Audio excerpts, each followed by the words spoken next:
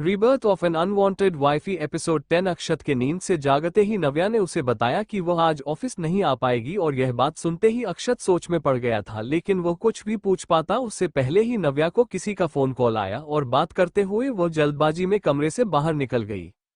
नव्या को जाते देख अक्षत ने अपने मन में कहा, क्या हुआ इसे? कॉलेज तो ये रोज ही जाती है, तो फिर आज ऐसा क्या हुआ जो ऑफिस नहीं आ पाएगी? इतने दिनों में तो इसने एक भी छुट्टी नहीं ली है। अक्षत इस बारे में सोच ही रहा था, तभी उसने खुद को ही जवाब देते हुए कहा, हो सकता है कोई इम्पोर्टेंट काम हो, वैसे भी फाइनल एग्जाम्स भी तो आने वाले हैं, शायद इसी वजह से। अक्षत ने जैसे खुद को समझाया और फिर उसने वॉल क्लॉक की तरफ देखा तो 9 बजे बज चुके थे। तो फिर अक्षत भी आलस में बिस्तर से उठा। उसका उठने का मन नहीं हो रहा था, लेकिन वह इसी तरह पूरे दिन कमरे में भी नहीं रहना चाहता था, इसलिए वह उठकर रेडी होने के लिए चला गया। वहीं दूसरी तरफ नव्या कॉलेज पहुंची तो रावी पहले से ही उसका वहां पर इंतजार कर रही थी और नव्या को देखते ही रावी ने उससे कहा, चल अच्छा हुआ आ गई तू। वैसे असाइनमेंट तो कंप्लीट कर लिया है ना तूने, क्योंकि अभी लास्ट मोमेंट पर अगर कोई प्रॉब्लम हुई ना तो फिर। नव्या ने रावी के सिर पर हल्के से मारते हुए कहा, कोई प्रॉब्लम नहीं होगी, मैंने लेट नाइट जागकर सारा असाइनमेंट कंप्लीट कर लिया। तू अपना देख ले, लास्ट मोमेंट पर तुझे ही होती है प्रॉब्लम, कुछ ना कुछ भूल जाती है तू। रावी ने मुंह बनाकर उसकी तरफ देखा और फिर वो दोनों एक साथ ही वहां से आगे बढ़ गई। वहीं दूसरी तरफ अक्षत भी अब तक अपने ऑफिस आ गया था। आज वो थोड़ा सा लेट आया था क्योंकि उसे ऐसा कोई इम्पोर्टेंट काम नहीं था, वो तो बस घर पर ना रहना पड़े इसीलिए ऑफिस आ जाता था। वो वहां पर अपनी ही सोच में डूबा हुआ बैठा था और कल अहाना जब वहां पर आई थी और उसने इतना कुछ बोला था, वो सब अभी फिर से अक्षत को ऑफिस आने के बाद याद आ रहा था। सामने टेबल पर रखा हुआ पेपर वेट अपने हाथ से घूमते हुए अक्षत ने अपने मन में कहा, कैसे पता लगाऊं मैं कि अहाना को इस बारे में कैसे पता चला, क्योंकि मेरी शादी का सच तो सिर्फ कुछ लोगों को ही पता है, तो अहाना को कैसे पता चल सकता है, जबकि मेरी फैमिली को भी कुछ नहीं पता है क्योंकि मैं और नव्या दोनों ने किसी को कुछ नहीं बताया। वो काफी परेशान लग रहा था। ये सब सोचते हुए उसके माथे पर चिंता की लकीरें एकदम साफ नजर आ रही थी और माथे पर बल भी पड़े हुए थे। तभी दरवाजा खुला और उसका असिस्टेंट वहां दरवाजे पर खड़ा हुआ था। दरवाजा खोलने की आवाज से भी अक्षत का ध्यान दरवाजे की तरफ नहीं हुआ, इसलिए उसके असिस्टेंट ने थोड़ी तेज आवाज में पूछा, मे आई कम इन सर? नमित की तेज आवाज कानों में पड़ते ही अक्षत ने नजर उठाकर उसकी तरफ देखा और धीरे से अपना सिर हिलाकर उसे अंदर आने की परमिशन दी। नमित ने उसके सामने आकर बैठते हुए पूछा, सर आज आपने मुझे बुलाया नहीं, आप ठीक तो है ना? अक्षत ने नमित की बात का जवाब देते हुए कहा, हाँ मैं बिल्कुल ठीक हूँ, मुझे भला क्या होगा, और वो तुम्हें तो मैं बस इसलिए नहीं बुलाया क्योंकि कोई ऐसा इम्पोर्टेंट काम नहीं था और मैं बस अभी थोड़ी देर पहले ही आया हूँ। नमित ने हल्की सी स्माइल के साथ कहा, ओके सर, अगर कुछ चाहिए या कोई काम हो तो I am here for you always.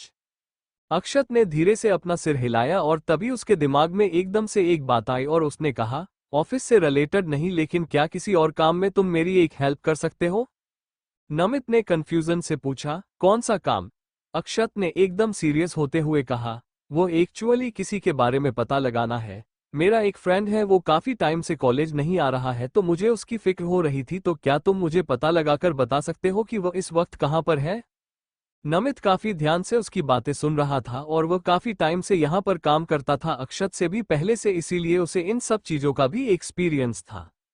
Namit ने मना नहीं किया और अक्षत से इस बारे में पूछने लगा और कुछ देर के बाद जब उसे थोड़ी बहुत बातें पता चल गई तो अपनी तरफ से खोजबीन करने के लिए वो वहां से बाहर निकल गया। नमित के जाने के बाद अक्षत इस बारे में सोच ही रहा था कि नमित इस बारे में पता लगा भी पाएगा या फिर नहीं, और तभी उसका मोबाइल फोन रिंग हुआ और उसने साइड में रखा हुआ मोबाइल फोन उठाकर देखा तो पार्थ का फोन कॉल था। पार्थ का फोन कॉल देखते ही अक्षत ने तुरंत कॉल रिसीव करके मोबाइल फोन अपने कान से लगाते हुए कहा, हाँ यार बोल, क्या हुआ? दूसरी तरफ से पार्थ की काफी तेज आवाज आई, अभी तो कुछ नहीं हुआ है, लेकिन अगर तू इसी तरह से लापरवाही करता रहा तो तू फेल जरूर हो जाएगा। पार्थ की ये बात सुनते ही अक्षत एकदम ही अपनी कुर्सी से उठकर खड़ा हो गया और उसने कहा, कैसी मनहूस बातें कर रहा है यार तू, मेरे घर से निकलवाएगा क्या मुझे? और तू मेरा दोस्त है या फिर दुश्मन जो चाहता है कि मैं फेल हो जाऊं? पार्थ ने ताना मारने वाले अंदाज में कहा, सबसे पहली बात मैं तेरा दोस्त ही हूं, इसीलिए मैंने तुझे फोन किया और मुझे भी पता है अगर तू फेल हो गया ना तो तेरे घर वाले तुझे निकाल देंगे। वैसे तो मैं तुझे अपने घर पर रख लूंगा, लेकिन फिर भी सोचा कि अगर तू पास हो सकता है तो क्यों ना तुझे याद दिला दूं इस बारे में, क्योंकि तुझे खुद से तो कुछ याद नहीं रहता। उसकी बात सुनकर अक्षत का मुंह बन गया, लेकिन साथ में वह काफी ज्यादा कंफ्यूज भी था, तो उसने अपनी आइस रोल करते हुए कहा, क्या बात है, क्यों इतना बेकार का ड्रामा कर रहा है, सीधी तरह से बता देना। पार्थ ने एक गहरी सांस लेते हुए कहा, मैं कोई ड्रामा नहीं कर रहा, मैंने बस यही याद दिलाने के लिए फोन किया था कि आज लास्ट डेट है असाइनमेंट सबमिट करने की, और तूने तो बनाया भी नहीं होगा और ना ही तेरा कॉलेज आने का कोई प्लान है, क्योंकि तू तो अच्छी तरह से सेटल हो गया है अपने फैमिली बिजनेस में। लेकिन फिर भी मैं नहीं चाहता कि तेरी 4 साल की मेहनत खराब हो, बस इसीलिए कॉल कर दिया। अब तेरी मर्जी है, तुझे आना है या फिर नहीं, मैं तो जा रहा हूँ अपना असाइनमेंट सबमिट करने। पार्थ की पूरी बात सुनकर भी अक्षत के चेहरे के एक्सप्रेशन बहुत ज्यादा चेंज नहीं हुए। वो अभी भी उसी तरह शांत खड़ा था जैसे कि उसे यह बात पहले से ही पता थी। अक्षत ने काफी आराम से कहा, याद है मुझे, और अभी 1 हफ्ते पहले भी तो तूने याद दिलाया था, ऐसा नहीं है मैं बार बार चीज भूल जाता हूँ। मैं पहले ही एक क्लासमेट को पैसे देकर अपना असाइनमेंट बनवा लिया है, उसने कंप्लीट भी कर दिया होगा, बस मेरी अभी उससे बात नहीं हुई। और हाँ, अच्छा हुआ तूने याद दिला दिया, और तू अभी कॉलेज जा ही रहा है तो एक काम करना, उससे लेकर मेरा असाइनमेंट भी सबमिट कर देना। अक्षत की बात सुनकर पार्थ ने कहा, हाँ बस इसीलिए मैं नहीं बता रहा था तुझे, मुझे पता था तू जरूर मुझसे ही अपने काम करवाएगा, और वैसे भी मैं तुझे बता दूं ये फाइनल एग्जाम्स के लिए है तो स्टूडेंट के सिग्नेचर भी लगेंगे, इसलिए तुझे आना ही होगा। तू बोलेगा तो मैं तेरा वेट कर लूंगा वहां पर। अक्षत को इस बारे में नहीं पता था जो पार्थ ने उसे अभी बताया, तो फिर उसने कहा, अच्छा ठीक है, अगर ऐसा है तो फिर मैं आता हूँ 1 घंटे में, जब तक तू भी कॉलेज पहुंच जा।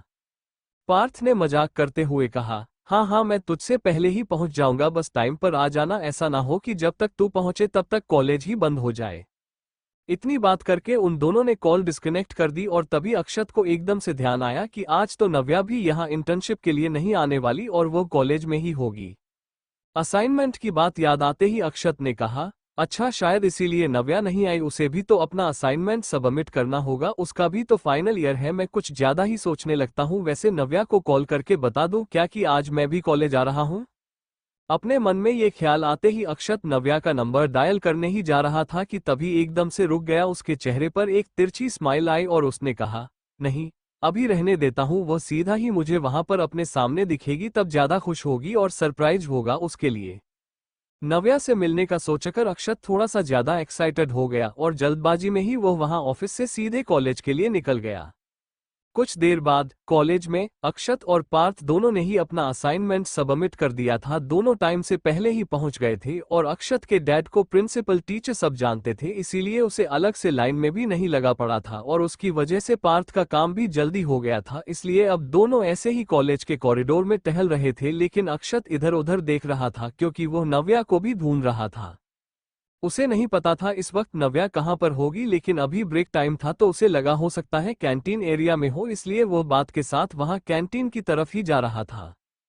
पार्थ और अक्षत दोनों एक साथ चलते हुए कैंटीन एरिया की तरफ आए। पार्थ तो कैंटीन के अंदर आ गया, लेकिन अक्षत सामने का नजारा देखकर अपनी जगह पर एकदम ही रुक गया, क्योंकि उसने सामने एक साइड वाली टेबल पर नव्या को बैठे हुए देखा और उसके सामने एक लड़का बैठा हुआ था जो कि अक्षत को काफी जाना पहचाना सा लग रहा था। और अक्षत ने जैसे ही उसका चेहरा देखा तो वह एकदम ही अपनी जगह पर जम गया, क्योंकि वह और कोई नहीं बल्कि नील था। और नव्या नील इतने आराम से एक दूसरे के साथ कैंटीन में बैठे हुए मिलेंगे यह अक्षत ने बिल्कुल भी नहीं सोचा था, इसीलिए वो एकदम शॉक्ड रह गया।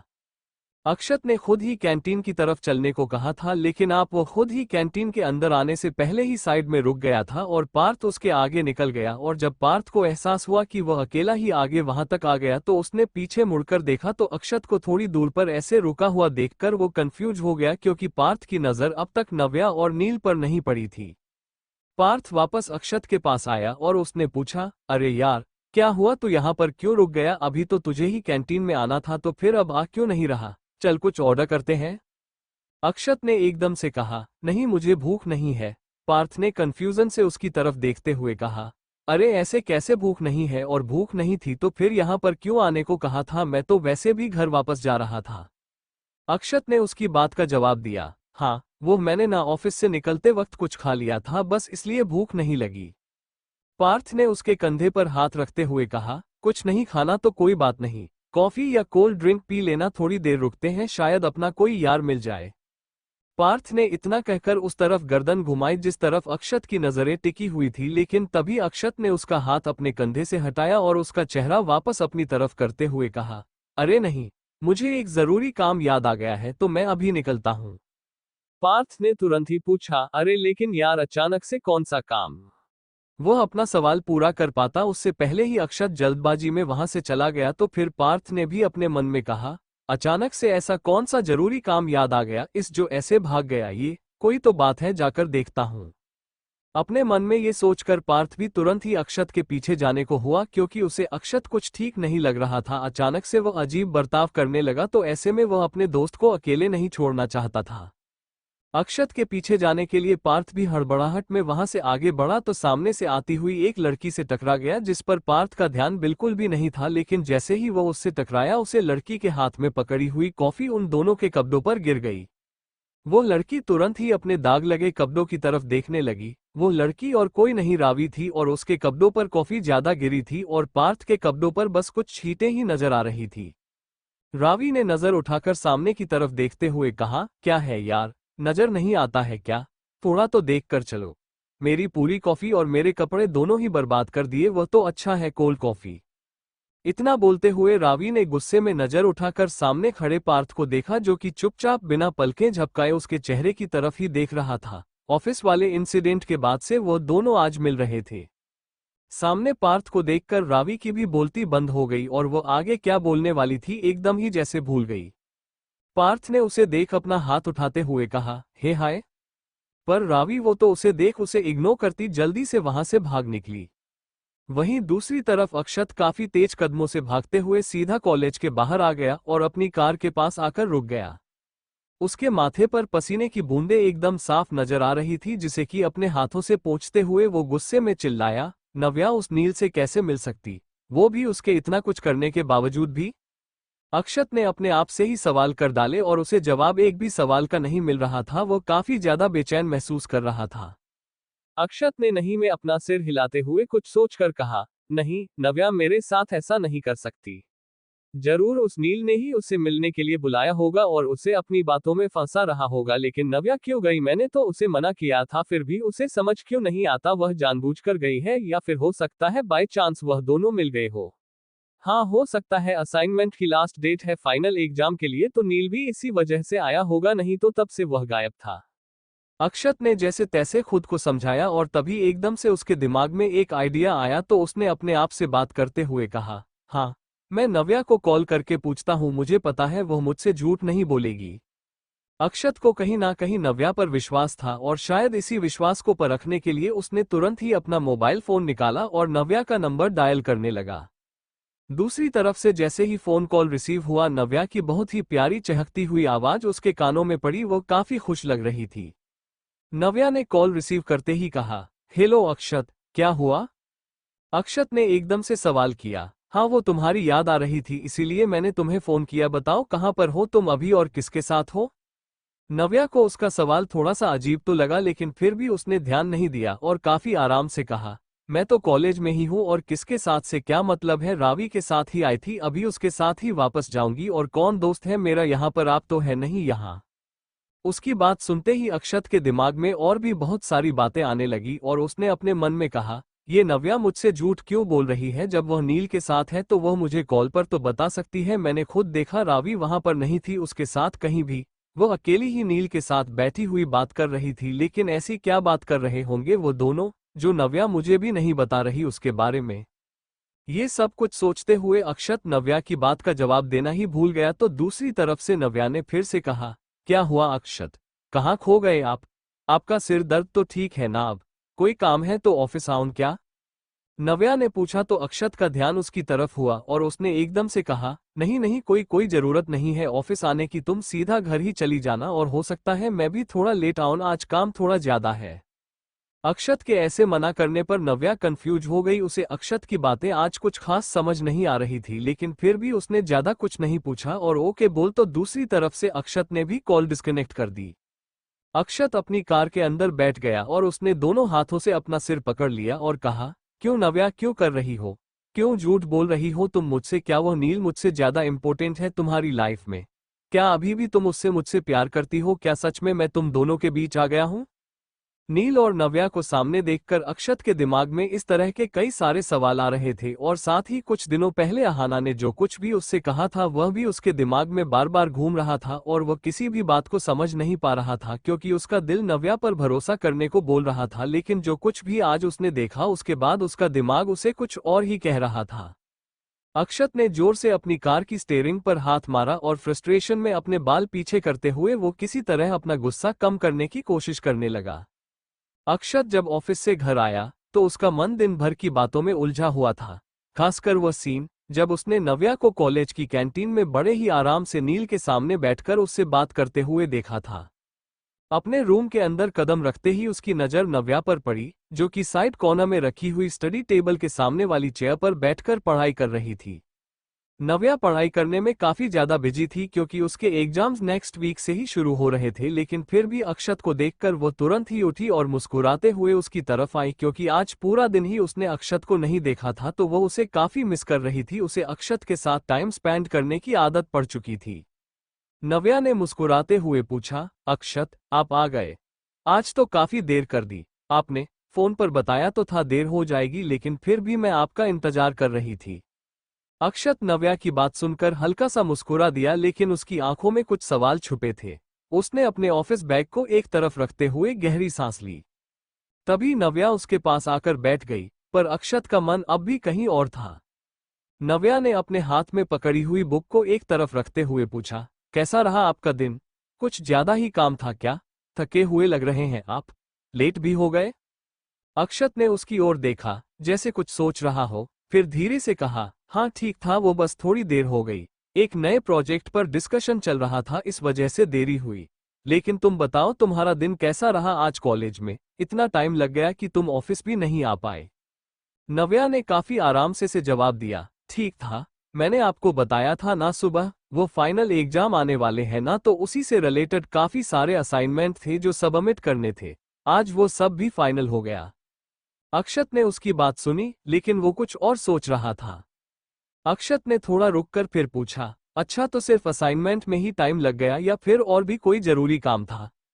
नव्या ने थोड़ी हैरानी से उसकी ओर देखा, नहीं, और क्या जरूरी काम हो सकता है? इस वक्त तो एग्जाम सर पर है, उसे जरूरी और कुछ भी नहीं है मेरे लिए। अक्षत ने एकदम से सवाल किया, अच्छा वहां कॉलेज में किसके साथ थी तुम? मेरा मतलब है किसी से मिली आज? नव्या ने थोड़ी कंफ्यूजन से कहा, और किससे मिलूंगी? मैं बस रावी से मिली थी और उसके साथ ही थी पूरा दिन, जैसा मैंने आपको फोन पर बताया था। आप फिर से क्यों पूछ रहे हैं? अक्षत ने उसकी ओर ध्यान से देखा। उसकी आंखों में एक सवाल था, लेकिन वो सीधे तौर पर कुछ नहीं कह पा रहा था। उसकी आवाज थोड़ी ठंडी थी, सच में? और किसी से नहीं? मेरा मतलब है तुम्हारा कोई पुराने दोस्त? नव्या अब थोड़ा चिढ़ गई। उसने मुंह बनाते हुए कहा, आप मुझसे बार बार एक ही सवाल क्यों कर रहे हैं? मैंने आपको सब कुछ पहले ही बता दिया था। वैसे भी मेरे कोई भी ज्यादा दोस्त नहीं है, रावी ही मेरी इकलौती दोस्त है। अक्षत ने नव्या की तरफ देखते हुए अपने मन में कहा, नव्या क्या सच में तुम्हें अभी भी समझ नहीं आ रहा है कि मैं किस बारे में पूछ रहा हूँ?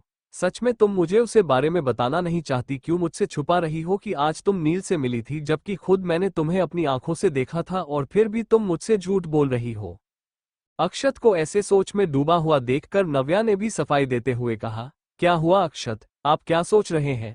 और मैं सच में रावी के साथ थी। अगर आपको मुझ पर भरोसा नहीं है तो आप रावी से कॉल करके पूछ सकते हैं। अक्षत ने नजरें फेरते हुए कहा, ऐसी बात नहीं है, बस यूं ही पूछ लिया। नव्या की नजरें अब उसके चेहरे को ध्यान से देख रही थी। उसे साफ लग रहा था कि अक्षत के मन में कुछ तो चल रहा था, लेकिन वो खुलकर बोल नहीं रहा। नव्या ने भी काफी सीरियस होते हुए पूछा, अक्षत क्या हुआ है, कोई बात है क्या? क्यों आप बार बार ये सवाल पूछ रहे हैं? क्या आपको मुझ पर बिल्कुल भी भरोसा नहीं है और मैं आपसे झूठ क्यों बोलूंगी? अक्षत ने उसकी बात का सीधा जवाब न देते हुए धीरे से कहा, नहीं कुछ नहीं। नव्या को समझ नहीं आया कि अक्षत क्या कहना चाह रहा था, लेकिन कहीं ना कहीं वो उस पर शक कर रहा था। नव्या ने नाराजगी भरे लहजे में कहा, अगर आपको मुझ पर इतना भी भरोसा नहीं है तो फिर क्यों पूछते हैं? आपको जो समझना है समझिए, मैं भी अब कोई सफाई नहीं देने वाली। अक्षत ने नव्या की बात सुन झुंझलाते हुए कहा, मैंने मांगी है कोई सफाई तुमसे? उसके अचानक से इस तरह भड़कने पर नव्या कुछ ठिठक गई तो अक्षत को अपने तेज चिल्लाने का एहसास हुआ। अक्षत ने खुद से कहा, ओह गॉड, लगता है मैं कुछ ज्यादा ही सोच रहा हूँ। ये सोचते हुए अक्षत नव्या की तरफ बढ़ा और उसने नव्या को अपने पास खींच उसके हाथ को पकड़कर चूमते हुए कहा, सॉरी, मैं सच में थक गया हूँ, इसलिए अब कोई बहस नहीं चाहता। तो नव्या ने चिढ़ते हुए कहा, अचानक से क्या हो जाता है आपको? आप मुझे परेशान कर रहे हैं, अक्षत।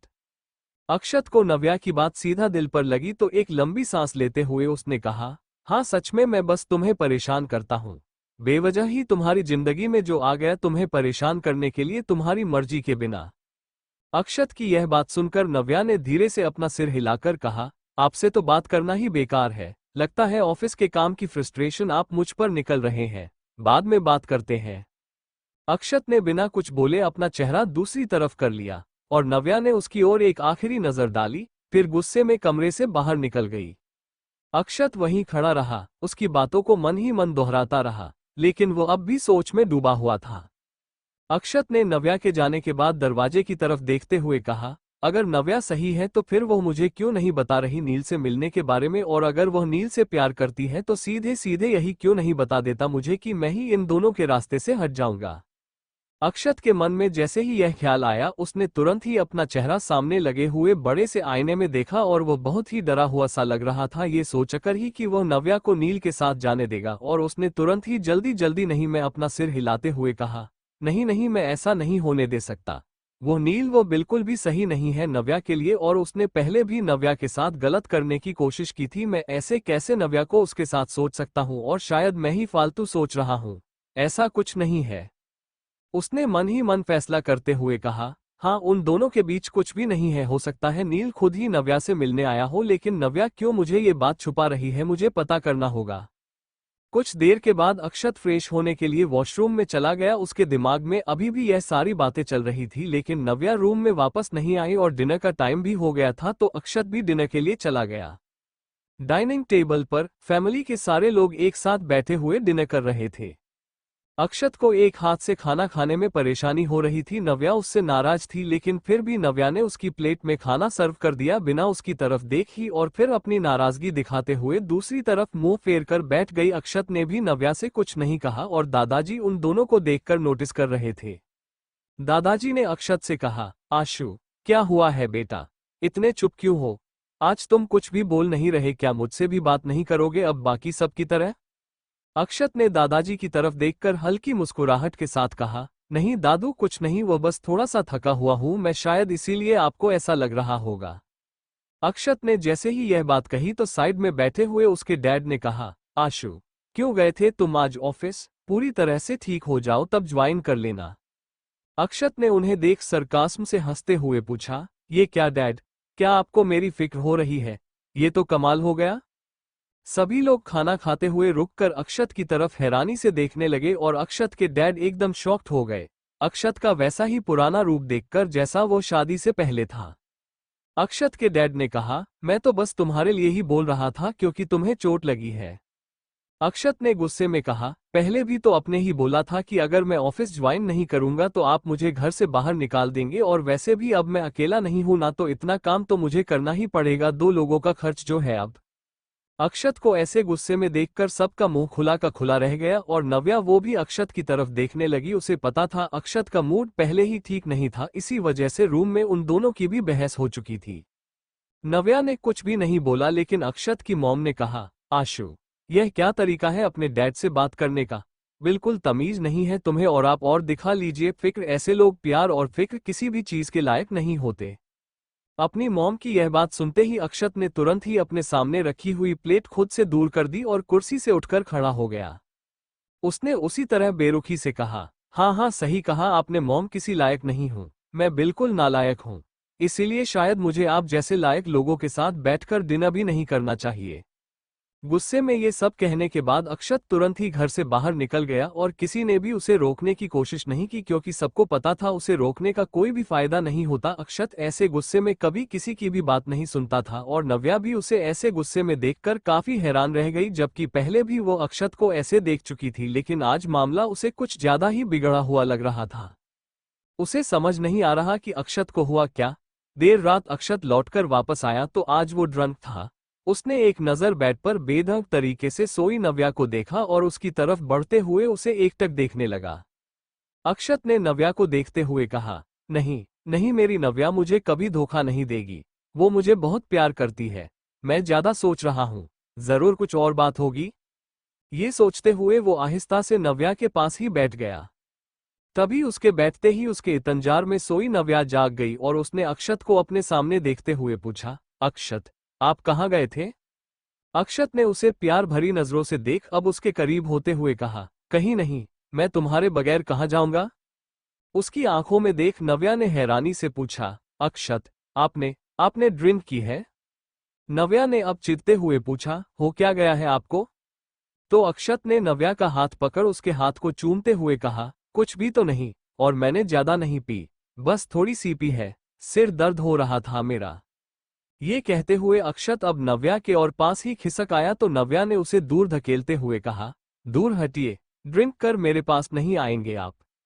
नव्या ने बेरुखी से कहा तो अक्षत को गुस्सा आ गया और उसने बेड से उठती नव्या का हाथ पकड़ उसके हाथ को लगभग मोड़ते हुए उसे रोका तो वो दर्द से चिल्लाई, आह, अक्षत, क्या कर रहे हैं आप? मुझे दर्द हो रहा है। उसकी चीख सुन अक्षत ने अगले ही पल उसका हाथ छोड़ छोटे बच्चे की तरह रूठते हुए कहा, लो नहीं पास आ रहा, मुझसे कोई प्यार ही नहीं है तुम्हें, तभी इस तरह दूर हटने को बोलती हो, प्यार तो तुम। अक्षत आगे नील का नाम ले पाता उससे पहले ही नव्या ने पलटकर उसे डांटते हुए कहा, रहने दे, आप ड्रिंक करके आएंगे तो मैं पास नहीं आने दूंगी। अक्षत उसकी बात सुन नाराज हो गया। उसके दिमाग से अब एक बार फिर नील की बात निकल गई और उसने नव्या से रूठते हुए कहा, मत आने दो पास, मैं जा रहा हूं दादू के पास, और अभी दादू को बोलूंगा कि तुम मुझे प्यार नहीं करने देती। उन्हें तुम बहुत अच्छी लगती हो ना, तो बताऊंगा उनको कि तुम बिल्कुल भी अच्छी नहीं हो। ये कहते हुए वो उठ खड़ा हुआ तो नव्या ने अगले ही पल जल्दी से उसे पकड़ते हुए कहा, पागल हो गए हैं क्या आप?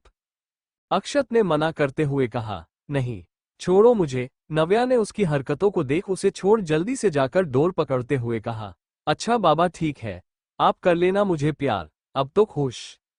अक्षत पहले तो गुस्सा होने का नाटक करता है फिर तुरंत ही वो खुश हो गया और उसने नव्या के पास जा उसे अपनी बाहों में लेकर पूछा, पक्का? तो नव्या ने कहा, पक्का। अक्षत खुश हो गया और उसने अगले ही पल नव्या को अपनी गोद में उठाते हुए कहा, सॉरी जान, मैं अगली बार से ड्रिंक नहीं करूंगा, पर तुम मुझे छोड़कर कहीं मत जाना।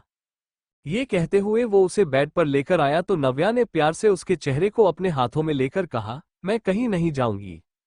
सच कहें तो इस वक्त नव्या बहुत खुश थी ये सुनकर कि अक्षत उसे प्यार करता है और तो और उसे प्यार करने के लिए भी उसी से झगड़ रहा है, पर उसने ये बात अभी होश में नहीं कही थी।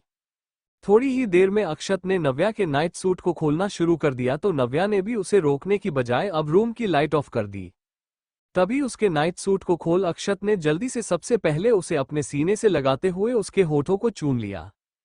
तारांकन अगली सुबह नव्या की आंख खुली और उसने अपने दाएं तरफ देखा तो बिस्तर पर उसके अलावा और कोई भी नहीं था। अक्षत की जगह एकदम खाली थी तो नव्या तुरंत ही हड़बड़ाकर उठ गई और उसने अपने आप से बात करते हुए कहा, अक्षत कहाँ चले गए इतनी सुबह सुबह? फिर उसने घड़ी की तरफ देखा तो 9 बजे बजने वाले थे और उसे कॉलेज के लिए लेट हो रहा था। वो तुरंत रेडी होने के लिए चली गई और बिना नाश्ता किया ही वो कॉलेज आ गई। नव्या को यही लगा कि अक्षत आज शायद जल्दी ऑफिस चला गया होगा, वो बाद में उससे कॉल पर बात कर लेगी। वहीं दूसरी तरफ अक्षत अपने ऑफिस में था और तभी नमित वहां पर आया। अक्षत ने उससे पूछा, क्या हुआ नमित? नमित उसके सामने आकर खड़ा हो गया और थोड़ी धीमी आवाज में कहा, गुड मॉर्निंग सर, बट मैं आपको सॉरी बोलने आया था क्योंकि वह आपने जिस आदमी के लिए पता लगाने को कहा था मुझे उसके बारे में ज्यादा कुछ पता नहीं चला। लेकिन नमित ये बोलते हुए रुक गया क्योंकि अक्षत काफी ध्यान से उसकी तरफ ही देख रहा था। नमित ने आगे कहा, सर एक्चुअली वह अपने गांव में भी नहीं है, मैंने उसके घर का भी पता लगाया है, यह उसके घर का एड्रेस है जहां पर उसकी फैमिली रहती है, इसके अलावा मुझे कुछ पता नहीं चल पाया। अपने हाथ में पकड़ा हुआ एक कागज नमित ने अक्षत की तरफ बढ़ा दिया तो अक्षत ने भी हाथ बढ़ाकर उसके हाथ से वो पेपर ले लिया और ध्यान से उसकी तरफ देखने लगा। अक्षत ने एक ठंडी सांस छोड़ते हुए कहा, कोई जरूरत नहीं है अब इसकी, मुझे अब पता है कि वह कहाँ है और तुमने इतना पता लगाया वही बहुत है। ये लो। अक्षत ने अपने वॉलेट से कुछ नोट निकालकर नमित की तरफ बढ़ा दिए तो नमित ने उसे लेने से मना करते हुए कहा, अरे नहीं नहीं सर, ये तो मेरा काम था, इसकी कोई जरूरत नहीं है। अक्षत ने थोड़ा जोर देते हुए कहा, कोई बात नहीं, रख लो। मैं अपनी तरफ से दे रहा हूं, वैसे भी यह मेरा पर्सनल काम था। अक्षत की यह बात सुनकर नमित ने थोड़ा सा इधर उधर देखते हुए वो पैसे लेकर अपनी जेब में रख लिया और फिर वहां से चला गया। उसके जाने के बाद अक्षत पेपर पर लिखे हुए उस एड्रेस की तरफ देखने लगा, फिर उसने अपने हाथ में पकड़े हुए उस पेपर को पूरा मरोड़ दिया। अक्षत ने बहुत ही गुस्से से कहा, नील शर्मा, मैं तुम्हारे इरादे समझ चुका हूं, लेकिन अब तुम मेरे और नव्या के बीच नहीं आ सकते। नव्या मेरी है, अब सिर्फ मेरी रहेगी। उसे तुम तो क्या कोई भी मुझसे दूर नहीं कर सकता, कभी भी नहीं। अक्षत ने टेबल पर रखे हुए अपने मोबाइल फोन में टाइम देखा और फिर तुरंत ही अपनी कार की चाबियां उठाकर ऑफिस से बाहर निकल गया। अक्षत वहां से सीधा कॉलेज पहुंचा और अपने डिपार्टमेंट की तरफ ना जाकर वो जूनियर क्लासेज की तरफ गया और वो इधर उधर देखता हुआ चल रहा था, जैसे कि उसकी नजरें किसी को ढूंढ रही थी। सामने खड़े दो लोगों पर उसकी तलाश खत्म भी हो गई जब उसने देखा वहां पर दो लोग हुए थे, जिनमें से लड़की का चेहरा तो अक्षत को साफ नजर आ रहा था, वह कोई और नहीं नव्या थी। वो उससे थोड़ी दूर कॉरिडोर के एंड में खड़ी हुई थी, इसलिए अक्षत ने थोड़ा सा आगे जाकर देखा तो उसे उन दोनों का चेहरा एकदम साफ नजर आया। नव्या के सामने खड़ा वो लड़का कोई और नहीं नील था और नव्या सामने खड़ी होकर काफी आराम से उससे कुछ बात कर रही थी। अक्षत ने गुस्से में अपने हाथों की कसकर मुट्ठी बांध ली और उन दोनों की तरफ देखते हुए कहा, आज फिर से वही? क्यों नव्या, क्यों तुम इससे बार बार मिल रही हो? क्या सच में तुम अभी भी नील से प्यार करती हो? क्या करूं मैं अब, इन दोनों के सामने जाऊं या नहीं? अक्षत के मन में जैसे ही यह सवाल आया और वो थोड़ा सा आगे बढ़ा, लेकिन पता नहीं फिर कुछ सोचकर उसने अपने कदम वापस पीछे खींच लिए और वहां दूर खड़ा उन दोनों को बात करते हुए देखता रहा। कुछ देर के बाद वो दोनों अपने अपने रास्ते चले गए और अक्षत का दिमाग अब एकदम खराब हो चुका था। उसे नहीं समझ आ रहा था कि नव्या इस तरह उसके पीठ पीछे नील से क्यों मिल रही थी।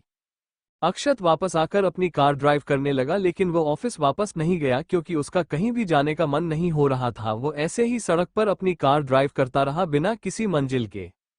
फिर एकदम से उसने ब्रेक लगाया, कार एक झटके से रुक गई और अक्षत ने गुस्से में अपना सिर एकदम पीछे की तरफ किया और अपनी आंखें कसकर बंद कर ली। आंखें बंद कर दे ही फिर से उसके सामने वही नजारा आ गया जिसे वह याद नहीं करना चाहता था, कि किस तरह नव्या और नील 2 दिन से लगातार मिल रहे थे। उसे यह बिल्कुल भी बर्दाश्त नहीं था। वह नव्या पर शक नहीं करना चाहता था, इसीलिए उसने बार बार इस बारे में नव्या से पूछा था, लेकिन फिर भी नव्या ने उसे नहीं बताया तो अब वह बहुत ही घुटन महसूस कर रहा था। अक्षत ने एकदम ही तेज आवाज में चिल्लाते हुए कहा, क्यों नव्या, क्यों कर रही हो तुम ऐसा मेरे साथ? अगर तुम्हें अभी भी नील से प्यार है तो क्यों हो तुम मेरे साथ? क्या सच में तुम्हारे लिए हमारी इस शादी, हमारे रिश्ते का कोई मतलब नहीं है? और नहीं तो फिर रात में वो सब क्या था? शाम के उस वक्त अक्षत की कार सड़क के किनारे रुकी हुई खड़ी थी और बाकी की सारी गाड़ियां उसकी कर के बगल से निकलकर जा रही थी, लेकिन अक्षत को उन सब बातों से कोई भी मतलब नहीं था। खुद उसके अंदर तूफान मचा हुआ था। गहरी सांस लेकर अक्षत ने किसी तरह खुद को शांत करने की कोशिश की और फिर अपने मन में कहा, उस नील पर तो मुझे वैसे भी कोई भरोसा नहीं रह गया है। अब उसे मैंने बोला था कि नव्या अब मेरी पत्नी है, उससे दूर रहे, लेकिन फिर भी क्यों वो बार बार नव्या से मिल रहा है और नव्या क्यों उसके बहकावे में आ रही है? ये सारे ख्याल मन में आते ही अक्षत के दिल में एक अजीब सा डर बनने लगा था, जो कि उसकी आंखों में भी नजर आ रहा था। अक्षत ने नहीं में अपना सिर हिलाते हुए कहा, अगर ऐसा कुछ नहीं है तो फिर क्यों नव्या मुझे नील के बारे में नहीं बता रही? क्या छुपा रहे हैं वो दोनों? क्या सच में उनके बीच कोई रिश्ता है? क्या आहाना सही कह रही थी? क्या मैं ही उनके बीच आ गया हूं? तारांकन। अक्षत उस दिन भी काफी देर से घर वापस आया। नव्या ने उससे बात करने की कोशिश की, लेकिन अक्षत ने उसकी बातों का कोई जवाब नहीं दिया, चुपचाप अपने फोन में लगा रहा। और नव्या के भी एग्जाम अगले दिन से शुरू हो रहे थे तो वह भी अपनी पढ़ाई में बिजी थी, इसलिए उसने भी अक्षत से बात करने की ज्यादा कोशिश नहीं की।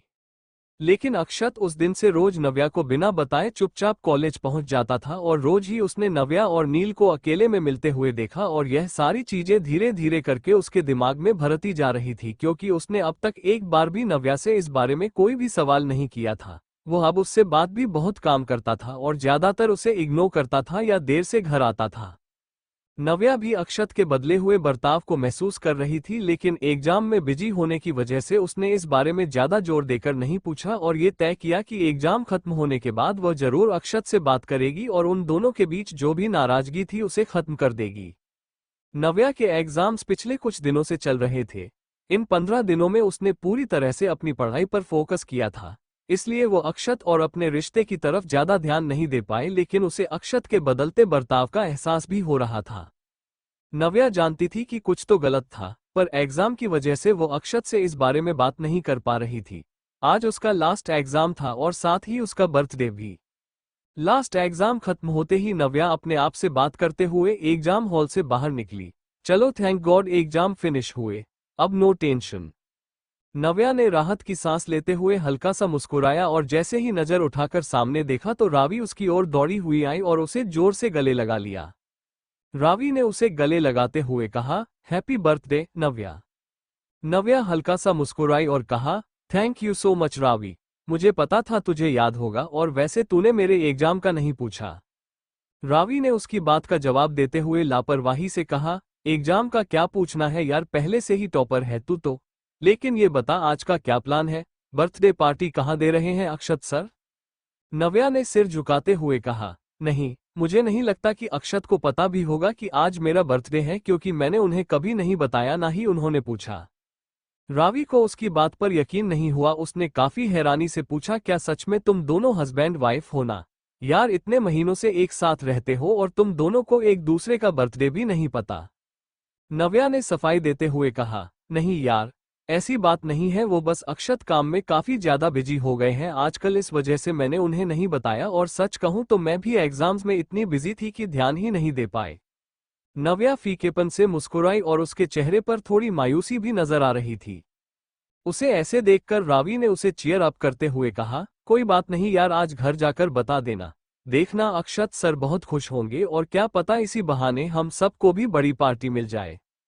नव्या ने अपने कंधे उचकाते हुए कहा, पार्टी का तो पता नहीं, पर देखती हूँ। वैसे भी मैं सोच रही थी कि आज घर जाकर अक्षत से बात करूं और अपने बर्थडे के बारे में तो उन्हें बता दूं। बहुत दिन हो गए हैं हमें ऐसे ही साथ रहते, मैंने अब तक हमारी शादी और रिश्ते को लेकर सीरियसली कुछ नहीं सोचा। रावी ने उसका हौसला बढ़ाते हुए कहा, हाँ तुम्हें जरूर बात करनी चाहिए, अपने रिश्ते के बारे में भी सीरियसली सोचना चाहिए। नव्या ने हामी भरते हुए कहा, हाँ यही सोचा है मैंने भी, अभी मैं निकलती हूँ, वैसे भी कार आ गई है, ड्राइवर वेट कर रहा होगा, तुझे भी साथ चलना हो तो चल। रावी ने तुरंत ही उसके साथ आते हुए कहा, हाँ यार, घर के पास वाली रोड तक छोड़ देना, थोड़े पैसे ही बच जाएंगे मेरे। रावी को उसके घर के रास्ते में ड्रॉप करने के बाद नव्या कार में एकदम अकेली बैठी हुई थी और रास्ते में उसे बार बार अक्षत की ही याद आ रही थी, और इन दिनों उसे हमेशा छेड़ने और परेशान करने वाला अक्षत तो गायब ही हो गया था। जो अक्षत उसके साथ था वो काफी चुप रहने लगा था और ज्यादातर वो उससे बात नहीं करता था। नव्या भी उससे बात करने की कोशिश करती थी तो अक्सर वो बाद में बात करने का बोलकर बस बात को टालता रहता था। जैसे ही नव्या घर पहुंची, उसे दादाजी वहां पर लिविंग एरिया में नजर आए तो नव्या थोड़ी देर उनसे बात करने लगी। दादाजी ने उसके एग्जाम के बारे में पूछा और नव्या ने काफी खुशी खुशी एग्जाम के बारे में दादाजी को बता दिया। दादाजी ने खुद ही उसे कमरे में जाकर आराम करने के लिए बोल दिया, तो फिर नव्या वहां से सीधा अपने कमरे की तरफ आ गई। जैसे ही उसने अपने कमरे का दरवाजा खोला और अंदर कदम रखा तो उसने देखा कि अक्षत बेड पर साइड में बैठा हुआ था, लेकिन उसका चेहरा बिल्कुल सीरियस था। उसकी आंखों में एक अजीब सी टेंशन साफ नजर आ रही थी, जैसे कि वो कुछ बहुत ही इंपॉर्टेंट सोच रहा हो। अक्षत को ऑब्जर्व करने के बाद नव्या कमरे के अंदर आई और अक्षत के सामने आते हुए नव्या ने कहा, अक्षत, आज आप इतनी जल्दी वापस आ गए ऑफिस से? अक्षत ने बिना उसकी तरफ देखे एक गहरी सांस ली और फिर धीरे धीरे उसकी ओर देखते हुए कहा, क्यों जल्दी नहीं आ सकता क्या मैं? जल्दी काम खत्म हो गया तो आ गया, तुम्हें कोई प्रॉब्लम है इस बात से? अक्षत के चेहरे पर कोई भाव नहीं थे। वहीं उससे जवाब सुन नव्या चुप हो गई थी। नव्या ने अक्षत की ताने भरी बातें सुनकर पूछा, अक्षत क्या हुआ आपको, आप ठीक तो है ना? कोई बात है क्या? क्योंकि मैंने तो बस ऐसे ही पूछ लिया, लेकिन आप इस तरह क्यों बोल रहे हैं मुझसे? मुझे क्यों प्रॉब्लम होगी? अक्षत ने उसकी बात को इग्नोर करते हुए कहा, बस करो, फालतू का ड्रामा मत करो, मैंने ऐसा भी कुछ क्या कह दिया, तुम ही बेकार के सवाल कर रही हो। वो बेड से उठकर खड़ा हो गया और एक तरफ जाने लगा तो नव्या ने उसका हाथ पकड़कर उसे रोक लिया और कहा, आई एम सॉरी अक्षत, अगर आपको बुरा लगा हो तो, लेकिन मैंने बस ऐसे ही पूछा था, और अगर आप जल्दी घर आएंगे तो मुझे ही अच्छा लगेगा, आपके बिना अकेली होती हूँ यहाँ पर। अक्षत ने अपना हाथ छुड़ाकर नव्या से दूर होते हुए धीमी आवाज में कहा, हाँ सिर्फ घर पर ही अकेली होती हो मेरे बिना, बाकी जगह पर तो तुम्हें कंपनी देने के लिए बहुत लोग हैं ना? अक्षत ने भले ही धीमी आवाज में ये बात कही लेकिन फिर भी नव्या ने सुन लिया। नव्या ने उदास होते हुए कहा, अक्षत आप ये सब क्या बोल रहे हैं? क्या हुआ है आपको? और वैसे भी मैं आज के दिन आपसे बहस नहीं करना चाहती। अक्षत ने हल्की मुस्कुराहट के साथ फिर से उसे ताना मारते हुए कहा, ओह, बहस नहीं करना चाहती? हाँ, क्यों ही करोगी? आजकल तुम्हारे पास तो बहस के लिए भी टाइम नहीं है, क्योंकि तुम्हारा टाइम तो तुम्हारे आशिक के लिए ही है। नव्या ने चौंकते हुए पूछा, क्या मतलब है आपका? अक्षत ने गहरी सांस ली और नव्या की तरफ घूर कर देखा। उसकी आंखों में गुस्सा साफ झलक रहा था। अक्षत ने गुस्से में नव्या से पूछा, क्यों? कुछ गलत कहा क्या मैंने? अक्षत ने अब नव्या की आंखों में देखते हुए कहा, मुझे ठीक से याद भी नहीं, ना जाने कितने दिनों से मैं हर रोज तुम्हें कॉलेज में नील के साथ देख रहा हूँ, और तुम मुझसे पूछ रही हो कि मुझे क्या हुआ है। तुम ये बताओ कि तुम्हें क्या हुआ है? क्यों धोखा दे रही हो तुम मुझे? अक्षत की बात को सुन उसने हैरानी से जाहिर करते हुए पूछा, क्या बकवास है ये? अक्षत की बातों से हट होती हुई नव्या ने खुद को संभालते हुए कहा, अक्षत, ये तुम क्या कह रहे हो? नील और मैं, हम सिर्फ? अक्षत ने उसकी बात काटते हुए तेज आवाज में कहा, सिर्फ क्या नव्या? तुम समझती हो कि मैं अंधा हूं, बेवकूफ हूं? मैंने खुद अपनी इन्हीं आंखों से तुम्हें कॉलेज में हर रोज अलग अलग जगह पर नील के साथ देखा है। तुम दोनों अकेले में मिलते हो, लेकिन क्यों? और इस बारे में तुमने मुझे क्यों नहीं बताया? क्या मैं इतना भी इम्पोर्टेंट नहीं हूं तुम्हारी लाइफ में, या फिर वह नील मुझसे ज्यादा इम्पोर्टेंट है? नव्या के आंखों में आंसू आ गए। उसने अक्षत की तरफ देखते हुए कहा, अक्षत, आप मुझ पर शक कर रहे हैं? क्या वाकई आपको ऐसा लगता है कि मैं आपको धोखा दे रही हूं? अक्षत ने गुस्से से कहा, तो और क्या सोचूं? नव्या, तुम मुझसे इतनी बड़ी बात छुपा रही हो, आखिर क्यों मिलती थी तुम उससे? तुम्हारा और उसका तो क्लास भी से नहीं है, नहीं तो मैं यह मान लेता कि तुम उसे एग्जाम के लिए ट्यूशन दे रही थी। नव्या को अपना गला एकदम सूखता हुआ महसूस हुआ, लेकिन अपने गिरे गालों पर बहते आंसुओं को उसने अपने ही हाथों से पोंछते हुए कहा, मैंने आपको इसलिए नहीं बताया क्योंकि मुझे वह बात ज्यादा इंपॉर्टेंट नहीं लगी। नील मेरे लाइफ में कोई भी मायने नहीं रखता है और मैं उससे नहीं मिलती थी, वो खुद ही। अक्षत ने ठहाका मारकर हंसते हुए कहा, बस करो नव्या, अगर झूठ बोलकर मुझे बेवकूफ बनाना ही था तो कम से कम बहाना तो थोड़ा अच्छा सोच लेती। अक्षत के इल्जाम सुनकर नव्या की हिम्मत जैसे अब जवाब दे रही थी। उसे बिल्कुल भी उम्मीद नहीं थी कि आज अपने बर्थडे के दिन भी उसे ये सब कुछ सुनने को मिलेगा, वह भी अक्षत से। किसी तरह उसने हिम्मत करते हुए कहा, मैं कोई बहाना नहीं बना रही और ना ही झूठ बोल रही हूँ, लेकिन अगर आपको मेरी बात माननी ही नहीं है तो फिर मैं क्या कर सकती हूँ? जो कुछ भी कहूंगी आपको झूठ और धोखा ही लगेगा। अक्षत ने उसकी बात सुन लगभग चिल्लाते हुए कहा, धोखा नहीं तो फिर और क्या है? तुम्हारी शादी मुझसे हो चुकी है, तुम मेरी पत्नी हो, लेकिन अब भी तुम अपने उस सो कॉल्ड बॉयफ्रेंड नील शर्मा को भूल नहीं पा रही हो। क्या सच में तुम उससे ही प्यार करती हो और मैं तुम दोनों के बीच में आ गया हूँ? नव्या ने बहुत ही अविश्वास के साथ उसकी तरफ देखा। उसकी बात पर जरा भी यकीन नहीं हो रहा था कि यह वही अक्षत है जो इतने दिनों तक उसकी इतनी परवाह करता था और उसके लिए अपनी फैमिली तक से लड़ गया था। नव्या कुछ बोल पाती उससे पहले ही अक्षत ने नफरत से उसे देखते हुए पूछा, बताओ, क्या तुम अभी भी उस नील से प्यार करती हो या फिर कोई और बात है? या कहीं ऐसा तो नहीं कि मैं तुम्हें सेटिस्फाई नहीं कर पा रहा तो तुम मुझे छोड़ अब फिर से उस नील का हाथ पकड़ रही हो? अक्षत ने अभी इतना कहा ही था कि नव्या ने उसके चेहरे पर एक जोरदार थप्पड़ जड़ दिया और अक्षत की बात बीच में ही रुक गई। वो अपने गाल पर हाथ रखकर वो हैरानी से नव्या की तरफ देखने लगा, क्योंकि नव्या ने सच में काफी तेज थप्पड़ मारा था। नव्या ने गुस्से भरी जलती हुई निगाहों के साथ अक्षत की तरफ देखते हुए कहा, हाउ डेयर यू अक्षत, क्या समझ रखा है आपने मुझे? क्या सच में मैं आपको ऐसी लड़की लगती हूँ जो एक साथ दो लोगों के साथ? छी, मुझे तो कहते हुए भी शर्म आ रही है। नव्या की आंखों में आंसू आ गए थे और वह बहुत ही ज्यादा हट थी अक्षत के ऐसे इल्जाम सुनकर। नव्या के ऐसे चिल्लाने पर कुछ देर के लिए अक्षत भी शांत हो गया था, लेकिन अभी भी उसे अपने सवालों के जवाब नहीं मिले थे और वह काफी गुस्से में भी था। तभी अचानक से अक्षत ने आगे बढ़कर नव्या का हाथ कसकर पकड़ लिया और उसकी आंखों में देखते हुए पूछा, थप्पड़ कैसे मारा तुमने? आखिर मैंने गलत क्या बोला है, बताओ मुझे। अक्षत ने फिर से नव्या पर अपनी पकड़ को मजबूत करते हुए कहा, बोलो, क्या तुम नील से नहीं मिलती हो कॉलेज में? और अगर ऐसा कुछ भी नहीं है तुम दोनों के बीच तो क्यों फिर तुमने यह बात मुझसे छुपाई? क्यों वो तुमसे डेली मिलता है? ऐसी भी क्या बातें करते हो तुम दोनों? इस पर नव्या ने उसे अपनी हिकारत भरी नजरों से देखते हुए कहा, जब आपने पहले ही सब कुछ डिसाइड कर लिया है तो अब क्यों मुझसे पूछ रहे हैं? सब पता है आपको तो ये भी पता होगा कि वो मुझसे क्यों मिलता है। मुझे आपको कुछ नहीं समझाना। मेरा हाथ छोड़िए। वो इस वक्त अक्षत से कोई भी बात नहीं करना चाहती थी और अक्षत ने भी तुरंत उसका हाथ छोड़ दिया और हाथ छोड़ते हुए कहा, हाथ पकड़ने का हक भी किसी और को दे चुकी हो तो अब मेरा हाथ पकड़ना कहाँ से अच्छा लगेगा, और सच कहूँ तो मैं ऐसे किसी का हाथ पकड़ना भी नहीं चाहत जो पहले ही किसी और का हाथ थामे हो। इतना बोलते हुए अक्षत भी पीछे हट गया और दूसरी तरफ देखने लगा। तो नव्या ने उसे गुस्से में घूरा और फिर गुस्से में ही अक्षत से कहा, सच तो ये है मिस्टर ओबरॉय कि जिसे मैंने अपना हाथ पकड़ने का हक दिया था असल में उसे हक जताना नहीं आया और दोष मुझ पर लगा दिया। नव्या ने एकदम भरी हुई आवाज में कहा और फिर वह वहां से सीधा क्लोजेट रूम की तरफ ही बढ़ गई। उसने अंदर जा वार्डरोब खोल साइड में रखा हुआ एक बैग उठाया और उसे खोलकर साइड वाले कोच पर रखा और तुरंत ही सारे अपने कपड़े और सामान निकालकर उसे बैग में भरने लगी। अक्षत गुस्से में उसके पीछे पीछे चला आया और उसे ऐसा करते देखकर अक्षत ने उससे हैरान होते हुए पूछा, यह क्या कर रही हो तुम? ये बैग पैक क्यों कर रही हो?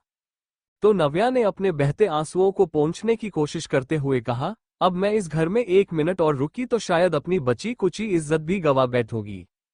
अक्षत ने सुना तो वो उसके यहाँ से जाने की सुनकर गुस्से से लाल हो गया और उसने घुराते हुए कहा, साफ साफ क्यों नहीं कहती कि अच्छा मौका मिल गया है मुझसे पीछा छुड़ाने का। नव्या ने उसकी बात सुने एक नज़र उसकी तरफ देखा। उसे अपने दिल में तेज दर्द महसूस हुआ क्योंकि अक्षत की कही बातें और उसके सारे इल्जाम नव्या के दिल में किसी तीर की तरह चुभ रहे थे। नव्या का मन कर रहा था अक्षत की सारी बातों का जवाब देने का, लेकिन साथ ही उसे ये पता था अभी अक्षत जिस मूड में है वह उसकी बात ना तो सुनेगा और ना ही मानेगा। इसके अलावा नव्या का भी कोई सफाई देने का मन नहीं था। उसका दिल एकदम टूटकर बिखर गया था। उसने कभी नहीं सोचा था कि अक्षत उस पर इस तरह के घिनौने इल्जाम लगाएगा। अपने आंसू पोंछते हुए नव्या ने अपने मन में कहा, आपकी सोच इतनी घटिया होगी अक्षत, ये मैंने कभी नहीं सोचा था। मैं तो ना जाने क्या क्या सोच आपके बिछाए झूठे प्यार के मोह में उलझने लगी थी, पर नहीं, ये सच नहीं है। ये सब सोचते हुए नव्या के हाथ एक पल के लिए रुक गए और इधर अक्षत ने अपने मन में कहा, ये अपने कपड़े क्यों पैक कर रही है? क्या सच में मुझे छोड़कर जा रही है? अक्षत के मन में जैसे ही यह सवाल आया वो तुरंत ही अपनी जगह से थोड़ा आगे बढ़ा। उसका मन हुआ कि एक बार को नव्या से सवाल करे कि वह ये सब क्यों कर रही है, लेकिन फिर वह अपनी जगह पर रुक गया और जैसे ही नव्या ने नजर उठाकर उसकी तरफ देखा अक्षत वहां से निकलकर सीधा बालकनी में चला गया।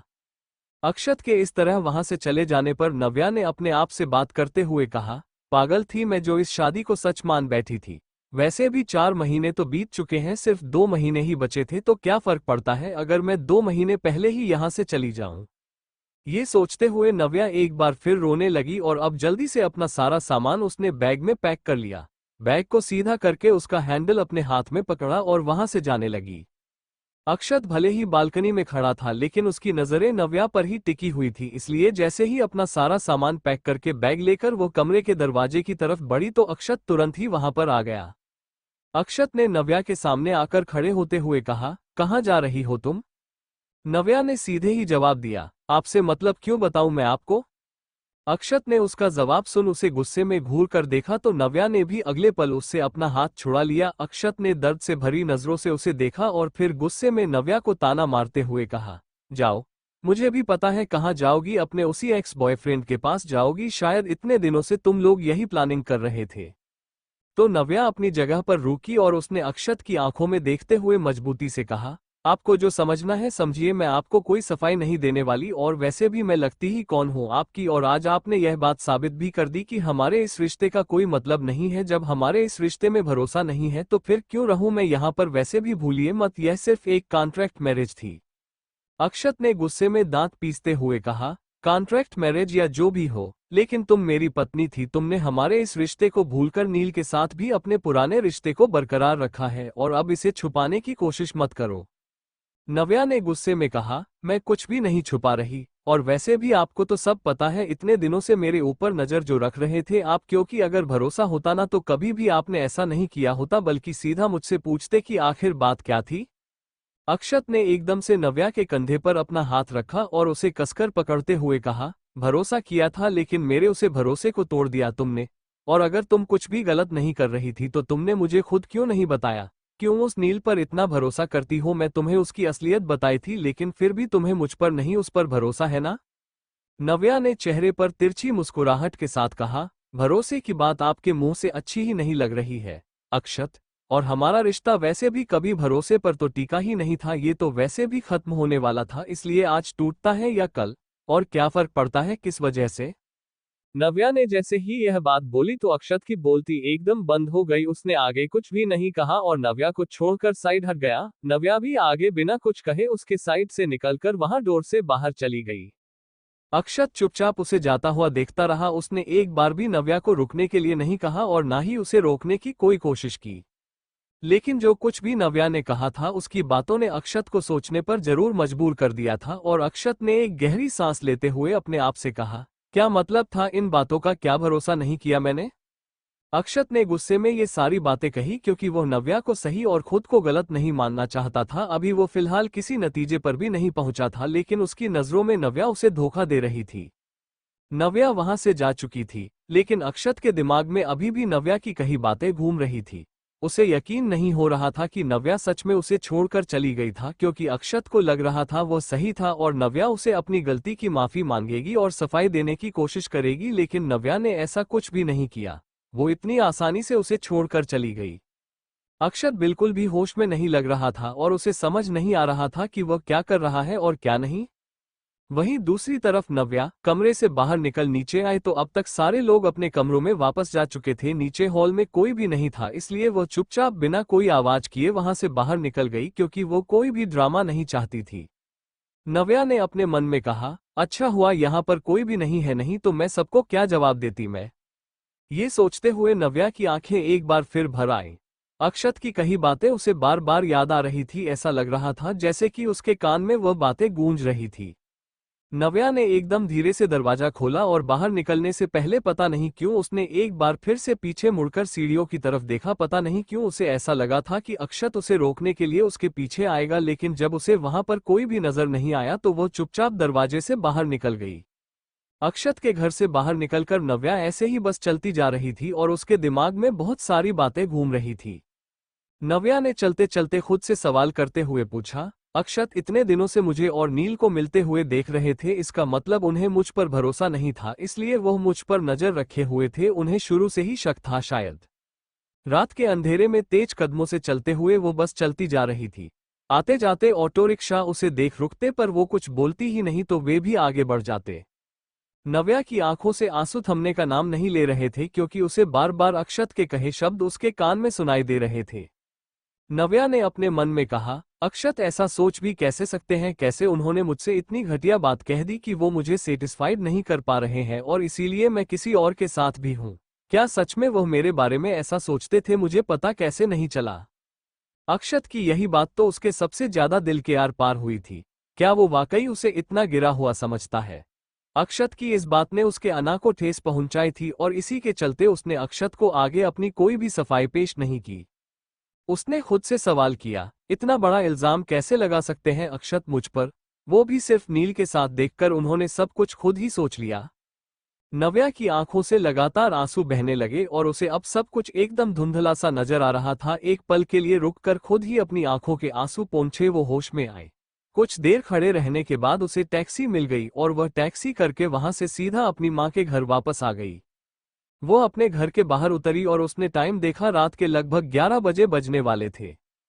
टाइम देखने के बाद उसने खुद से कहा, इतनी देर हो गई है आने में, यहाँ पर आ तो गई हूँ लेकिन अंदर कैसे जाऊं। ताऊ ताई जी सब मुझसे सवाल करेंगे, क्या जवाब दूंगी मैं। और माँ वह तो कितनी परेशान हो जाएगी। अक्षत से मिलकर तो वो कितनी खुश थी। नव्या अपनी सोच में गुम थी कि टैक्सी वाले ने हॉर्न बजाया तो कुछ हड़बड़ा गई, पर खुद को जल्दी ही संभाल उसने टैक्सी वाले को पैसे दिए और बहुत ही भारी कदमों के साथ वह अपने घर की तरफ बढ़ी, क्योंकि उसके पास और कोई रास्ता भी तो नहीं था, ना ही ऐसी और कोई जगह जहां जाने के बारे में वो इस वक्त सोच सकती थी। नव्या अपने साथ एक बड़ा सा सूटकेस भी लेकर आई थी, इसलिए उसके पास कोई भी बहाना नहीं था। सूटकेस देखते ही सब समझ जाते कि वो घर छोड़कर आए हैं और फिर उनके जो सवाल शुरू होते हैं उसे लेकर नव्या परेशान हो रही थी, लेकिन फिर भी उसने धीरे से घर की डोर बेल बजाई। जैसे कि नव्या को उम्मीद थी उसकी मां ने ही दरवाजा खोला, क्योंकि उसकी मां के रहते घर का सारा काम और कोई भी नहीं करता था। नव्या की आंखों में पहले से ही आंसू भरे थे, लेकिन अपनी मां को सामने देखकर वह खुद को बिल्कुल भी रोक नहीं पाए और बहुत ही ज्यादा इमोशनल होकर वह अपनी मां के गले से लग गई। नव्या को इस तरह दरवाजे पर रात के इस वक्त खड़े देखकर उसकी माँ एकदम ही हैरान रह गई थी, लेकिन जब वह रोते हुए उनके गले लगी तो नव्या की माँ को उसकी फिक्र होने लगी। नव्या की माँ ने उसके सिर पर हाथ फेरते हुए बहुत ही फिक्र करते हुए पूछा, नव्या बेटा, क्या हुआ है? तू इस वक्त यहाँ कैसे और तू रो क्यों रही है? शांत हो जा और पहले तू घर के अंदर आ। इतना बोलते हुए नव्या की माँ उसका हाथ पकड़कर उसे घर के अंदर लेकर आई और वह दोनों पूरी तरह से घर के अंदर आती है उससे पहले ही पीछे से आई हुई तेज आवाज उन दोनों के कानों में पड़ी। नव्या की ताई जी ने चिल्लाते हुए पूछा, क्या हुआ लता? कौन है दरवाजे पर? इतनी रात को कौन आ गया? उन्होंने नव्या की माँ का नाम लेकर उनसे ही पूछा था तो नव्या की माँ ने ही उनकी बात का जवाब देते हुए कहा, जी जी वो नव्या है। नव्या की माँ ने बस इतना कहा और उसकी ताई जी तुरंत ही भागते हुए वहां पर आ गई, क्योंकि उन्हें शायद अपनी देवरानी की बातों पर विश्वास नहीं हुआ था। नव्या अपनी माँ के साथ अब तक घर के अंदर आ चुकी थी और उसकी माँ ने दोबारा से दरवाजा बंद कर दिया था। नव्या वहां लिविंग एरिया के सोफा पर बैठने ही वाली थी कि तभी उसकी ताई जी ने नव्या को घूरते हुए पूछा, नव्या तू यहाँ पर क्या कर रही है? वह भी इतनी रात गए और यह सामान क्यों है तेरे साथ? नव्या ने एक नज़र उठाकर उनकी तरफ देखा, लेकिन वह उनकी बात का कोई भी जवाब नहीं दे पाई और नव्या की मां तुरंत ही अपनी बेटी के सामने आकर खड़ी हो गई और उन्होंने कहा, जी जी थोड़ा आराम से, वो मुझे कुछ ठीक नहीं लग रही, मैं उससे पूछूंगी तो वो सब बता देगी, लेकिन आप थोड़ा शांति रखिए। नव्या की मां ने बहुत ही दबी हुई आवाज में ये बात कही थी, क्योंकि वो जल्दी किसी की भी बात का कोई जवाब नहीं देती थी, लेकिन जब बात उनकी बेटी पर आए तो वो सबसे पहले नव्या के बारे में ही सोचती थी, इसीलिए आज उन्होंने इतना बोला था। नव्या की ताई जी ने तेज आवाज में चिल्लाते हुए कहा, क्या शांति रखूं अब? चुपचाप सोने ही जा रही थी, क्या जरूरत थी तेरी लड़की को इतनी रात गए मायके वापस आने की, वह भी ऐसे सामान लेकर? पूछ इससे, घर से निकाल दिया क्या उन लोगों ने? उनकी आवाज सुनकर घर के बाकी लोग भी बारी बारी से अपने अपने कमरों से बाहर निकल आए। उनकी बेटी तो चुपचाप किनारे पर आकर खड़ी हो गई, लेकिन नव्या के ताऊजी ने आगे आते हुए पूछा, क्या चल रहा है यहाँ पर? इतनी रात को क्यों चिल्ला रही हो? भाग्यवान। ताई जी ने अपना सिर पकड़ते हुए कहा, अरे देखिए ना, ये भगोड़ी यहाँ आधी रात को आधमकी है, ऐसे आधी रात को अपना सामान लेकर वापस आ गई है, ऊपर से कुछ बोल भी नहीं रही कि क्या हुआ है। अपना सिर पकड़ते हुए ताई जी इस तरह से बैठ गई जैसे कि कोई बहुत बड़ी आफत आ गई हो। नव्या को उन लोगों से ऐसे ही रिएक्शन की उम्मीद थी, इसलिए उसे बहुत ज्यादा बुरा तो नहीं लगा, लेकिन फिर भी वो ज्यादा कुछ बोल नहीं पा रही थी। ताऊ जी ने भी अब आगे आते हुए नव्या को वहां पर देख लिया था और उन्हें भी समझ नहीं आ रहा था कि रात के इस वक्त नव्या वहां पर घर में क्या कर रही थी। उन्होंने सीधे नव्या से ही सवाल किया, नव्या तुम यहाँ पर क्यों आई हो, वो भी ऐसे अपने सामान के साथ? बताओ क्या हुआ है? कहीं सच में तुम्हारे पति और ससुराल वालों ने तुम्हें घर से तो नहीं निकाल दिया? अपनी मर्जी से ही शादी की थी ना तुमने उस लड़के से, तो फिर? इस पर ताऊ जी ने कहा, अरे इसकी शक्ल ही बता रही है कि उन्होंने इसे घर से बाहर निकाल दिया। अरे इन बड़े लोगों को अच्छे जानती हूं मैं, पर तुम्हारी भतीजी को तो हवा में उड़ना था, अब मुंह के बल गिरी तो आ गई यहां वापस। सुन लो जी, बड़ी मुश्किल से पीछा छूटा था इससे, अब मैं इसे अपने घर में जगह नहीं दूंगी। ताऊ जी ने भी अपनी पत्नी की बात सुनकर कहा, हाँ नव्या, हम तुम्हें यहाँ पर नहीं रख सकते। अपने जेठ की यह बात सुनते ही नव्या की माँ ने उनकी तरफ देखते हुए कहा, भैया आप ये क्या बोल रहे हैं? यह नव्या का भी तो घर है, वह यहाँ पर क्यों नहीं रह सकती? और वैसे भी आप बिना पूरी बात जाने कैसे यह फैसला ले सकते हैं? नव्या के ताऊ जी ने गुस्से में भड़कते हुए कहा, हाँ तो बताए ना, बता क्यों नहीं रही है? क्यों कुछ भी नहीं बोल रही? अगर तुम्हें कुछ बताया है तुम्हारी बेटी ने तो तुम ही बताओ, वो इतनी रात गए यहाँ पर क्यों आए हैं? क्या हम लोगों ने कोई धर्मशाला खोल रखी है कि कोई किसी भी वक्त उठाकर आ जाए? नव्या की माँ और नव्या दोनों को ही उन दोनों की बात बहुत बुरी लगी, लेकिन वो लोग हमेशा ही नव्या और उसकी माँ के साथ ऐसा ही बर्ताव करते थे। नव्या की माँ ने इस बार नव्या से बहुत ही प्यार से पूछा, नव्या बेट, बता कुछ तो बोल, क्या हुआ है? तू यहाँ पर क्या कर रही है? अक्षत जी से लड़ाई हुई है क्या? उन्होंने तो अपनी मर्जी से तुझसे शादी की थी ना, तो फिर ऐसे कैसे तुझे घर से निकाल सकते हैं? नव्या भी अब उन सब की बातें और सवाल सुनकर थक चुकी थी, इसलिए उसने भी एकदम से कहा, किसी ने मुझे घर से नहीं निकाला है, मैं खुद ही वो घर छोड़कर आई हूँ, क्योंकि वो घर कभी भी मेरा था ही नहीं और हमारी शादी उसका भी कोई मतलब नहीं था, क्योंकि हमारी शादी नहीं सिर्फ एक कॉन्ट्रैक्ट मैरिज थी। नव्या की माँ ने हैरान होते हुए पूछा, क्या कॉन्ट्रैक्ट मैरिज मतलब? नव्या की ताई जी ने मुंह बनाते हुए पूछा, कौन सी मैरिज? अब ये क्या बला है भला? वहां पर खड़े सभी लोग हैरानी और कंफ्यूजन के मिले जुले भाव के साथ नव्या की तरफ ही देख रहे थे और नव्या की आंखों से अब एक बार फिर आंसू बहने लगे थे। वहां पर नव्या की फैमिली में किसी को भी कॉन्ट्रैक्ट मैरिज का मतलब नहीं पता था, इसलिए नव्या ने उन लोगों को पूरी बात बताई, जिसे सुनकर नव्या की मां ने अपना सिर पकड़ लिया क्योंकि उन्हें ऐसा कुछ होने की उम्मीद नहीं थी। नव्या की मां कुछ भी बोल पाती उससे पहले ही उसकी ताई जी ने चिल्लाते हुए कहा, क्या मतलब है झूठा रिश्ता और झूठी शादी? हमारे यहाँ ऐसा नहीं होता है। उस लड़के ने सबके सामने तुमसे शादी की थी, ऐसे कैसे तुम उसका घर छोड़कर आ सकती हो? नव्या ने उनकी बात का जवाब देते हुए कहा, आज नहीं तो कल हमें अलग होना ही था, इसलिए मैंने आज ही यह फैसला ले लिया। ताई जी ने आगे आकर गुस्से में नव्या का हाथ मरोड़ते हुए कहा, तुम होती कौन हो कोई भी फैसला लेने वाली? और वैसे भी यहाँ क्या सोच कर आ गई हो मुंह उठा करके? क्या लगा कि हम लोग तुम्हें यहाँ रख लेंगे? नव्या ने अपना हाथ छुड़ाने की कोशिश करते हुए कहा, आह ताई जी यह क्या कर रही है आप? हाथ छोड़िए मेरा। नव्या की दर्द भरी चीख निकल गई तो नव्या की मां ने तुरंत ही अपनी बेटी का हाथ अपनी जेठानी के हाथ से छुड़ाने की कोशिश की और रिक्वेस्ट करते हुए कहा, जीजी छोड़ दीजिए उसे, वो अभी बच्ची है, नादान है, और वैसे भी जो कुछ भी किया उस लड़के ने किया, इसमें मेरी बच्ची की क्या गलती है? उसे तो पता भी नहीं था कि उससे कौन शादी कर रहा है। ताई जी ने बहुत ही बेरुखी से कहा, बस करो लता, इतनी भी छोटी बच्ची नहीं है, और पहले तो शादी करके चली गई थी ना उस लड़के के साथ, तो फिर अभी भी वापस वहां पर ही जाए। यहाँ इसके लिए कोई जगह नहीं है, हम इसे विदा कर चुके हैं। इस बार ताऊ जी ने भी एकदम सीरियस आवाज में कहा, कॉन्ट्रैक्ट मैरिज या जो भी हुई हो, हम ये सब नहीं जानते हैं, हम इसे यहाँ पर नहीं रखने वाले, और वैसे भी बहुत दिन हमने तुम दोनों का खर्च उठाया है, अब और नहीं। वही साइड में खड़ी हुई पूर्वी ने आगे आते हुए कहा, मम्मी पापा ये सब क्या बोल रहे हैं आप लोग? चाची और नव्या दोनों कहाँ जाएंगी? पूर्वी की मां ने उसे डांटते हुए कहा, चुप कर, जब बड़े बात कर रहे हो तो बीच में बच्चे नहीं बोलते, और तू यहाँ क्या कर रही है? जा अपने कमरे में जाकर सो जा। पूर्वी नव्या से उम्र में बड़ी थी और उसे नव्या से थोड़ा बहुत लगाव भी था, इसलिए वो उनके लिए बीच में बोली, लेकिन अपनी मां के डांटने पर वह चुपचाप अपने कमरे में चली गई, क्योंकि उसे पता था अगर वह ज्यादा बोलेगी तो उसके माँ पापा का सारा गुस्सा उस पर उतर जाएगा। नव्या की मां ने लगभग रोते हुए कहा, हाँ जीजी हम कहाँ जाएंगे? आप ऐसा कैसे बोल सकती हैं, ये हमारा भी तो घर है। नव्या ने अब तक कुछ भी नहीं बोला था, वो चुपचाप उन सब लोगों की बातें सुन रही थी वहां पर खड़ी होकर। उसे पता था ऐसा कुछ होने वाला था, इसीलिए वह यहाँ पर वापस आने में डर रही थी, लेकिन उसके पास और कोई ऑप्शन भी नहीं था। इसके अलावा वो अपनी माँ को भी इस बारे में सच बताना चाहती थी। नव्या की माँ की बात सुनते ही नव्या की ताई जी ने कहा, देख रहे हैं जी आप, इनका घर अब घर पर भी हक जताने लगी है। यह माँ बेटी, इससे पहले कि यह हमारे घर पर पूरा कब्जा कर ले, हमें इन्हें इनकी सही जगह दिखा देनी चाहिए।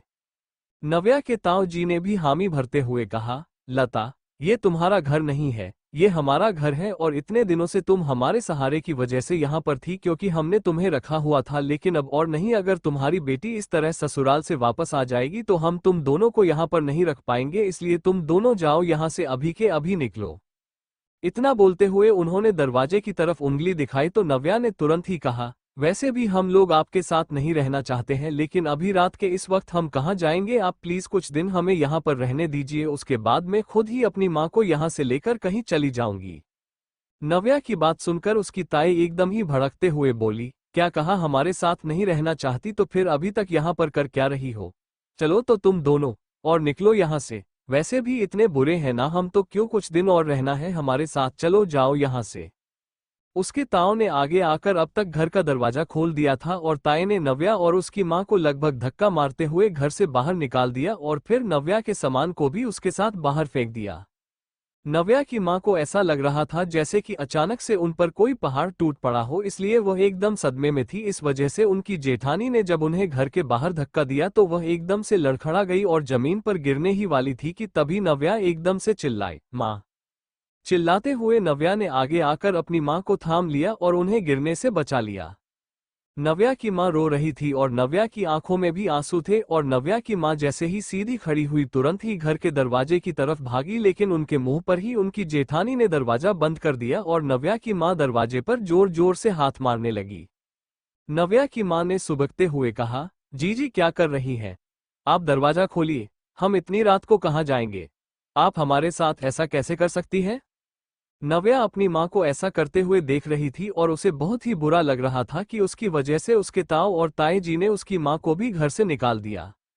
नव्या अपनी माँ के पास आए, उसकी आंखों से आंसू बह रहे थे। उसने अपनी माँ का हाथ पकड़ा और उनसे माफी मांगते हुए बोली, माँ, मुझे माफ कर दीजिए, मेरी वजह से आज आपको भी घर से निकाल दिया गया, मुझे शायद यहाँ पर आना ही नहीं चाहिए था। नव्या की माँ ने बहुत ही प्यार से उसका गाल छूते हुए कहा, नहीं बेटा, ऐसा क्यों बोल रही है, तेरी कोई गलती नहीं है और तू यहाँ नहीं आएगी तो फिर कहाँ जाएगी मेरी बच्ची। नव्या अपनी माँ के गले लगकर रोने लगी और उसकी माँ खुद भी इस वक्त बहुत परेशान थी, लेकिन फिर भी किसी तरह उन्होंने नव्या को समझाया और संभाला। फिर नव्या ने जमीन पर पड़ा हुआ अपना बैग और सामान उठाया और दूसरे हाथ से अपनी माँ का हाथ पकड़कर उन्हें लेकर वहां से आगे बढ़ गई। नव्या की माँ अभी भी वहां से जाने के लिए तैयार नहीं थी, इसलिए थोड़ा आगे बढ़कर वो फिर से अपनी जगह पर रुक गई तो नव्या ने उनकी तरफ देखते हुए पूछा, क्या हुआ माँ, चलिए यहाँ से। नव्या की माँ ने घबराते हुए कहा, लेकिन कहाँ जाएंगे हम रात के इस वक्त, रुक जा, मैं एक बार फिर से कोशिश करके देखती हूँ, क्या पता जीजी दरवाजा खोल दें।